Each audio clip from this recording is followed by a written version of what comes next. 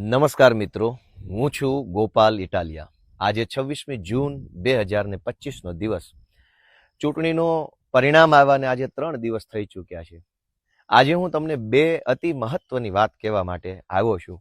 જો કે મને માંડ એટલો સમય મળ્યો છે કે હું આ વિડીયો બનાવીને તમને મારી વાત કહી શકું, કેમ કે હજારો લોકોની લાગણી છે, પ્રેમ છે, એટલો બધો અંદરથી માણસને ઉમળકો છે કે દરેક વ્યક્તિ મને મળવા ઈચ્છે છે, મને રામ રામ કરવા ઈચ્છે છે, મારી યારે ફોન ઉપર વાત કરવા ઈચ્છે છે, ફોટો પડાવવા ઈચ્છે છે, હજારો લોકો. અને એક બાજુ હું સતત લોકોથી ઘેરાયેલો છું. તો આજે બે મહત્વની વાતમાંથી પહેલી વાત કે દોસ્તો, આ છેલ્લા 3 દિવસમાં મારો ફોન હેંગ થઈ ગયો, સતત હેંગ. રાત્રે 12 વાગ્યા સુધી 1 વાગ્યા સુધી ફોન આવે, પછી સવારમાં વહેલા ફોન ચાલુ થાય. આખા ગુજરાતમાં આમ આદમી પાર્ટીના કાર્યકર્તા તો હોય જ, વ્યક્તિગત રીતે ગોપાલને પસંદ કરતા સમર્થકો તો હોય જ, આમ જનતા કે જેને ખરેખર આ ચૂંટણીના પરિણામથી જેની અંદર એક આત્મવિશ્વાસ વધ્યો છે, જેની અંદર હિંમત આવી છે, જેની એક આશા વધી છે, કરોડો લોકોને એવું લાગે છે કે ગોપાલ ઇટાલિયાને હું રૂબરૂમાં કે ફોનમાં કે મેસેજમાં શુભેચ્છા પાઠવું. પણ મિત્રો, મારી હાલત એવી થઈ છે કે આટલા બધા ફોન હું ઉઠાવી જ શકતો નથી, કેમ કે હું જ્યાં ઊભો હોઉં ત્યાં પણ માણસો મારી સામે બેઠા હોય, ઊભા હોય. હું એની હારે વાત કરતો હોઉં તો એ 10 મિનિટ હું કોઈ લોકોના ટોળા વચ્ચે ઊભો હોઉં તો એ 10 મિનિટમાં મારા મોબાઈલમાં પાછા 5-7 બીજા ફોન આવી ગયા હોય. તો મારી પહેલી વાત દોસ્તો એવી છે કે આ છેલ્લા 3 દિવસમાં હું તમને આંકડો કહીશ તો વિશ્વાસ નહીં આવે, પણ તો પણ હું કહું છું કે 10 થી 12 હજાર કરતાં પણ વધુ સાદા ફોન, વોટ્સએપ કોલ, ઇન્સ્ટાગ્રામની અંદર ફોન, ફેસબુકની અંદર ફોન, ઇન્સ્ટાગ્રામ, ફેસબુક, ટ્વિટર અને વોટ્સએપના મેસેજ અને SMS. દોસ્તો, કોઈ હાલત જ નથી કે હું બધાને ફોન ઉપાડીને કે મેસેજનો રિપ્લાય કરી શકું. એટલી હદે લોકો મને લાગણી અને પ્રેમ વ્યક્ત કરી રહ્યા છે. એ બદલ ગુજરાતભરના લોકોનો હું ખૂબ ખૂબ આભારી છું. બધાનો હું આભાર વ્યક્ત કરું છું અને બધાની એ વાતની માફી માંગુ છું. બધારે હું ફોન ઉપર વાત કરી જ નથી શક્યો, કેમ કે એટલા ફોન આવે છે કે એટલા ફોન આવે છે કે હું શું કહું. મારી હારે જે 2-5 મિત્રો રહે છે અત્યારે, એ જોઈ રહ્યા છે સતત કે કેટલી લાગણી અને કેટલો પ્રેમ લોકો આપી રહ્યા છે. તો પહેલા તો મારી બધાને એક વિનંતી છે કે જેણે મને ફોન કર્યો હોય, જેણે મને SMS કર્યો, વોટ્સએપ કર્યું, ફેસબુક કર્યું અને જેને હું રિપ્લાય નથી આપી શક્યો, જેની હારે હું વાત નથી કરી શક્યો, એ બધાનો હું આભારી માનું છું અને ક્ષમા યાચના કે હું તમારી હારે અત્યારે વાત નથી કરી શક્યો. પણ તમે બધાએ જેણે લાગણી વ્યક્ત કરી, એ બધાની લાગણીને, બધાના પ્રેમને, બધાના આત્મામાંથી નીકળેલા સ્નેહને હું મારા માથે ચડાવું છું. હું તમારા બધાનો આભાર વ્યક્ત કરું છું. અનેક મિત્રો તો એવા છે કે જેણે 5-5, 10-10 વખત ફોન કર્યા હશે, અને કેમ કે એવું વિચારે કે પહેલી વાર કર્યો કામમાં હશે તો નહીં ઉપાડ્યો, બીજી વાર કર્યો, 5મી વાર કર્યો. પણ મિત્રો, એટલા ફોન આવે છે, 10-12 હજાર ઇન્કમિંગ ફોન વોટ્સએપમાં અને નોર્મલ મેસેજમાં 3-4 દિવસમાં. તો એ શક્ય નથી કે બધાને યારે હું અત્યારે ચર્ચા કરી શકું, બધાને હું આભાર વ્યક્ત કરી શકું. એટલે હું આ જાહેર આભાર વ્યક્ત કરું છું. મારાથી તમારી યારે વાત ન થઈ હોય તો દરગુજર કરજો. અને બધાને મારી વિનંતી છે કે હવે તમારી લાગણી મારા સુધી પહોંચી ગઈ છે. બસ તમે આશીર્વાદ આપો, અને જ્યારે હું તમારા વિસ્તારમાં, તમારા પંથકમાં, તમારા ગામમાં જ્યારે હું આવું, અથવા અમારી પાર્ટીના કાર્યકર્તા હોય એને મળીને તમે આભાર માની લેજો ને એને સપોર્ટ આપજો. એ બહુ વધારે ઉપયોગી બનશે અમને બધાને. બીજી મહત્વની બાબત સાથી મિત્રો, કે અત્યાર સુધી સૌથી પહેલા મારી શરૂઆત એક આંદોલનકારી તરીકે થઈ, ત્યાર પછી એક એક્ટિવિસ્ટ તરીકે, એક સામાજિક કાર્યકર્તા તરીકેનો થોડોક સમય ગયો. ત્યાર પછી હું આમ આદમી પાર્ટીના એક હોદ્દેદાર તરીકેનો સમય ગયો. ત્યાર પછી હું પ્રદેશના મુખ્ય આગેવાન તરીકેનો સમય ગયો. મારા જીવનમાં અનેક તબક્કાઓ આવ્યા, જેમાં હું સરકારી નોકરિયાતથી લઈ પ્રદેશના પ્રમુખ સુધીનો અનેક તબક્કાઓ આવ્યા. મિત્રો, આપણે ત્યાં એવું કહેવાય છે કે જે ઝાડ ઉપર ફળ આવે એ ઝાડ નમી જાય, એ ઝાડ ઝૂકી જાય. આજે હું મારી બીજી જે મહત્વની વાત છે એ કહેવા માંગુ છું કે ગુજરાતના કરોડો લોકોએ સીધી રીતે કે પરોક્ષ રીતે મને સમર્થન કર્યું છે, પ્રેમ આપ્યો છે, આશીર્વાદ આપ્યો છે. અને વિસાવદર, ભેસાણ, જુનાગઢ તાલુકાની જનતાએ મત આપી અને મને એક મોટી ભૂમિકા સોંપી છે. એટલે કે હવે મારી જવાબદારી, મારી ભૂમિકા બદલાઈ ચૂકી છે. હવે હું આંદોલનકારી નથી કે હું હવે એક્ટિવિસ્ટ નથી, પણ સમાજનું પ્રતિબિંબ ગણાતો એક ચૂંટાયેલ નેતા છું.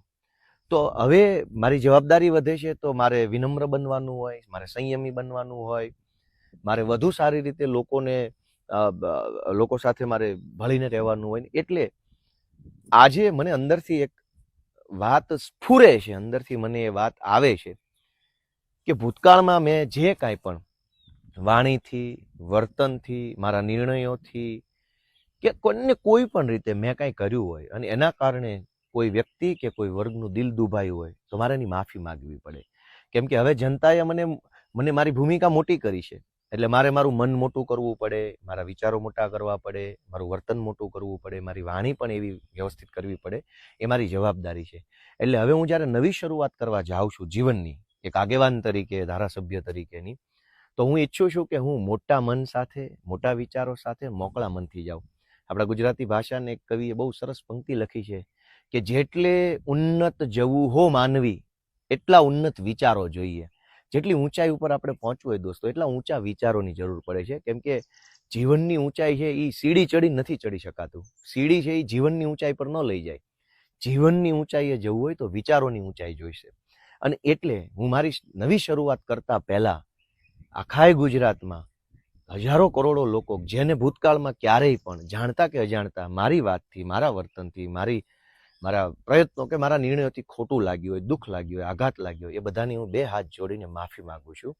મારું મનનું મોટું કરું છું, મારા વિચારો મોટા કરું છું, મારી ભૂલોની હું માફી માંગુ છું અને નવી એક શરૂઆત કરવા જઈ રહ્યો છું. કેમ કે વિશાળતા સંકુચિતતાથી કંઈ કામ થવાનું નથી. સંકુચિતતા છે એ માણસને પાછળ લઈ જાય છે, વિશાળતા માણસને આગળ લઈ જાય છે. જનતાએ જ્યારે મને મોટી ભૂમિકા સોંપી હોય તો મારી એ જવાબદારી છે કે હવે હું વિશાળતા તરફ આગળ વધું. હું આશા રાખું છું ભૂતકાળમાં રાજકીય રીતે, ધાર્મિક રીતે, સામાજિક રીતે, વ્યક્તિગત રીતે, બીજી કોઈ પણ રીતે સોશિયલ મીડિયામાં કે ભાષણમાં મારી કોઈ બાબત અયોગ્ય હોય, ખોટી હોય તો એ બાબતનો હું ક્ષમા પ્રાર્થી છું. હું બધાનો દિલગીરી વ્યક્ત કરું છું અને બધા પાસેથી હું માગું છું કે હું તમારો છોકરો છું, તમારો દીકરો છું, યુવાન છું. તમે મારું ઘડતર કરજો, તમે મને શીખવાડજો. તમે મારું બાવડું તો ઝાલ્યું છે, હવે તમને જરૂર જણાય તો મારો કાન ઝાલજો. હું ઈરાદાપૂર્વક મેં જીવનમાં ક્યાંય ભૂલ કરી નથી, ભવિષ્યમાં કરવા માંગતો નથી. હું 2 વસ્તુની પરફેક્ટ ખાતરી આપી શકું છું કે કોઈ પણ કામ હશે ગુજરાતના કોઈ પણ છેડે, એમાં મારો ઈરાદો ખરાબ નહીં હોય. હું જે કાંઈ કરીશ એમાં ગોપાલ ઇટાલિયાનો ઈરાદો જિંદગીમાં ખરાબ નહીં હોય અને ગોપાલ ઇટાલિયાનો પ્રયત્ન ક્યારેય ઓછો નહીં હોય. આ 2 વસ્તુની હું બાંહેધરી આપી શકું. પરિણામ તો અજારાથવાળાના હાથમાં છે, ઈશ્વરના હાથમાં પરિણામ છે. મારા હાથમાં મારી નિયત અને મારો પ્રયત્ન છે. તો આ નવી શરૂઆતની ક્ષણે હું વિશાળતા તરફ આગળ વધવા માંગુ છું. તમે પણ સમર્થકો, શુભચિંતકો, જેને મારાથી દુઃખ લાગ્યું હોય, આઘાત લાગ્યો હોય, એ બધાએ વિશાળ મન રાખી અને ગોપાલ ઇટાલિયાને માફ કરી અને એક દીકરા તરીકે તમે મારું ઘડતર કરો. કેમ કે મારે રાજનીતિમાં ઘણું સારું કામ લોકો માટે કરવું છે અને એમાં મારે તમારા આશીર્વાદની જરૂર છે. માત્ર ધારાસભ્ય બની જવું એ પૂરતું નથી. એ જીવનની એક બહુ નાની ઘટના છે. મોટી ઘટના એ હોય કે કરોડો લોકોનો આવો ને આવો પ્રેમ સતત મળતો રહે, એ મોટી ઘટના છે. અને એટલે હું ગુજરાતભરના લોકો પાસેથી, વિસાવદર, ભેંસાણ, જુનાગઢ તાલુકાના લોકો પાસેથી, આમ જનતા પાસેથી, સોશિયલ મીડિયામાં રહેલા સાથીઓ પાસેથી આશા રાખું છું કે મને તમે આશીર્વાદ આપો, મારું ઘડતર કરો, મને તમે શીખવાડો, મને તમે માર્ગદર્શન આપો, મને તમે સલાહ સૂચન આપો અને તમારે જેવો નેતા જોઈએ છે, તમારે જેવો આગેવાન જોઈએ એવો બનાવવાની કોશિશ કરો. મને એવો બનવામાં રસ છે. તમે મને જેવો બનાવશો એવો હું બનીશ અને એવી રીતે હું કામ કરી શકીશ. તો આ મારી લાગણી છે.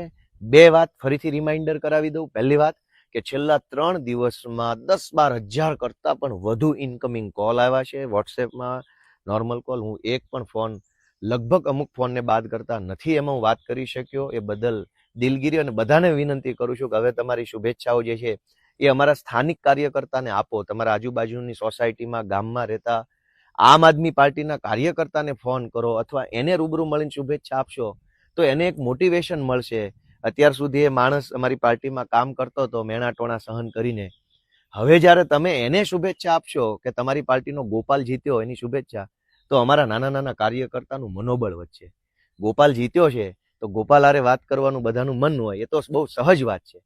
પણ એ જીતની અંદર જેણે એક સૈનિક તરીકે ફાળો ભજવ્યો છે, તમારે બધાને મારી વિનંતી છે કે તમે જેટલા ફોન કરો છો એ બધા ફોન અમારા કાર્યકર્તાઓને કરો, એવી મારી લાગણી છે. અને બીજી વાત કે હવે વિશાળતા તરફ આગળ વધું છું. ભૂતકાળની મારી કોઈ પણ નાની મોટી ક્ષતિ હોય, જાણતા કે અજાણતા થયેલી ભૂલ હોય, એની હું માફી ચાહું છું. તમે બધા વિશાળ હૃદયથી માફ કરી અને ગુજરાતના આગેવાન તરીકે તમે મારું ઘડતર કરો એવી હું આશા વ્યક્ત કરું છું. ઈશ્વર આપણને બધાને ખૂબ બળ આપે, શક્તિ આપે અને મતિ આપે એવી હું બે હાથ જોડીને પ્રાર્થના કરું છું. જય કિસાન, જય જય ગરવી ગુજરાત.